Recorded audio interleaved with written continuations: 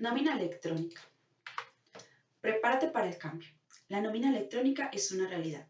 Te invitamos a conocer los principales aspectos que debes tener en cuenta para dar cumplimiento a la resolución 00013 del 11 de febrero de 2021.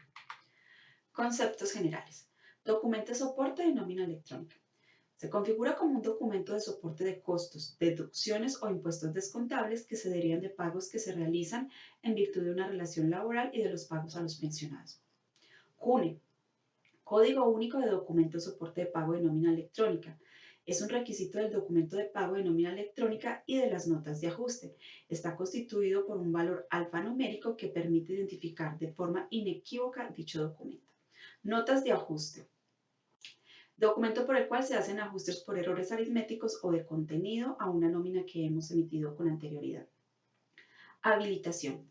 Procedimiento obligatorio donde la empresa registra el proveedor tecnológico y la DIAN lo autoriza a emitir los documentos de nómina electrónica.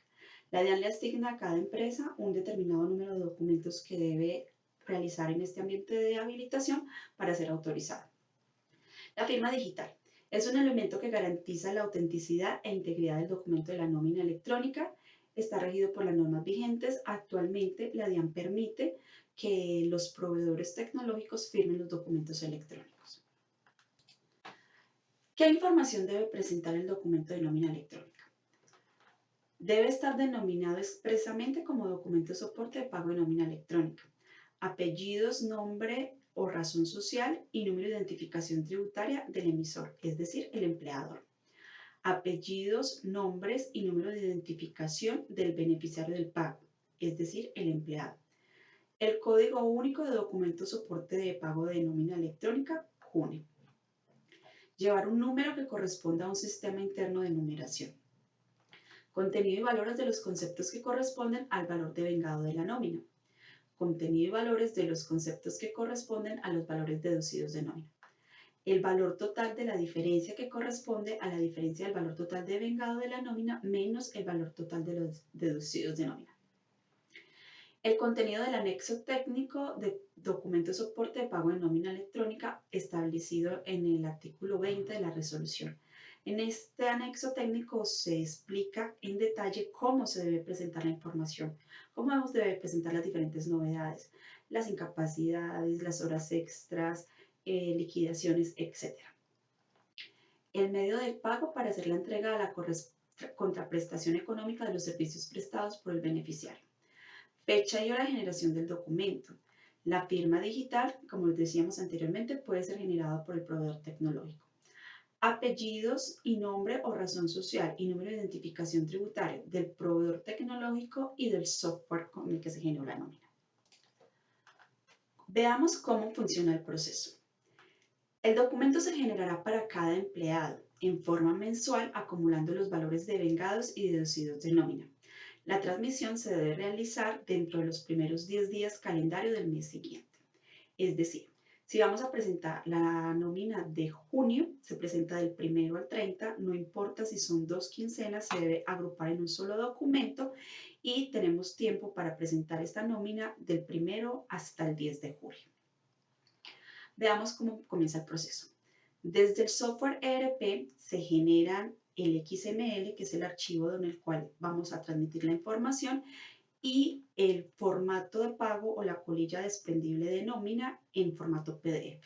Estos dos archivos son enviados a los proveedores tecnológicos. Nuestros aliados son CENET y CEPTI. Ellos hacen validación a nivel de estructura, ¿sí? Validan que la estructura del archivo corresponda a la establecida por la norma. Luego de que validan esa estructura, envían única y exclusivamente el XML a la DIAN. La DIAN ya realiza validaciones tanto de estructura como de valores y contenidos, ¿sí? Ahí hacen las validaciones que los conceptos que estamos reportando sean correctos, las horas sean correctas, que la sumatoria de los devengados menos los deducidos sí nos dé la diferencia, entre las otras muchas validaciones que ellos van a tener. La DIAN valida, acepta el documento y lo devuelve el XML al proveedor tecnológico. El proveedor tecnológico nuevamente devuelve tanto a OFIMA ya le hace el envío al empleado final de el PDF y el XML con la aceptación de la DIAN.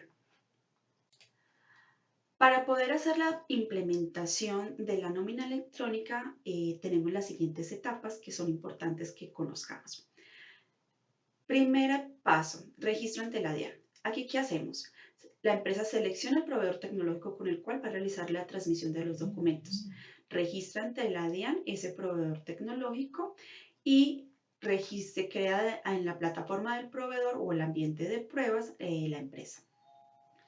Segundo paso, hacemos una actualización de programas. Se debe actualizar el OFIMABOT. Recordemos que estos cambios serán generados desde el módulo de Nómina Plus en la versión 2021. Y creamos una empresa de prueba. Inicialmente todo el proceso se hace a prueba. El tercer paso es hacer un proceso de configuración. ¿Qué necesitamos hacer allí?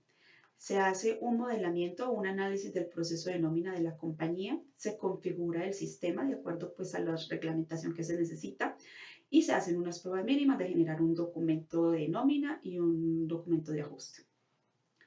En el paso 4 hacemos una capacitación a usuarios, donde se explica cómo se registran los documentos, se dejan tareas de parametrización y configuración de maestros, de empleados.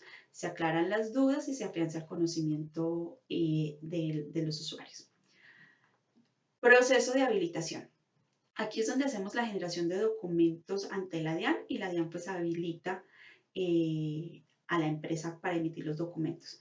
También hacemos pruebas de casos reales de los diferentes escenarios que se pueden presentar en la nómina.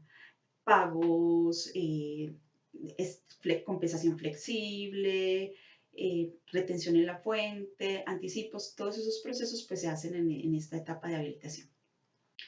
El producto mínimo viable. Se configura la empresa real, se hace la actualización de auditoría de los datos, de toda la parametrización y configuración de los maestros de clasificación de empleados, el maestro de empleados, toda la información que se requiere. Y hacemos la configuración en el ambiente de producción o en la empresa real. Igual se crea en la plataforma del proveedor tecnológico, en la plataforma de producción. La salida a producción o Go Live. Hacemos un acompañamiento en la primera emisión y transmisión de documentos, se hace pues una auditoría operacional y cerramos el proyecto con o sin novedades. Ya finalmente, pues luego de que hacemos el cierre del proyecto de la implementación, continuamos con lo que es el soporte continuo, teniendo en cuenta pues que si hay cambios o actualizaciones de normatividad, pues los estaremos haciendo y ya digamos las solicitudes o el día a día que les vaya surgiendo, pues nosotros los atenderemos en esta etapa de soporte continuo. Veamos ahora el calendario de vencimientos de implementación que determina la resolución. En la resolución se han dividido las empresas en 6 grupos, dependiendo del número de empleados. El grupo 1 corresponde a aquellas empresas que tienen más de 251 empleados. La fecha de inicio del proceso de habilitación es el 31 de mayo. Y la fecha de inicio de emisión de documentos empieza el 1 de julio.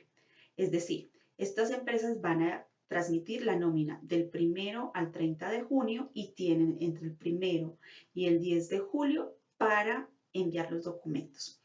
El segundo grupo son las empresas que tienen de 101 hasta 250 empleados.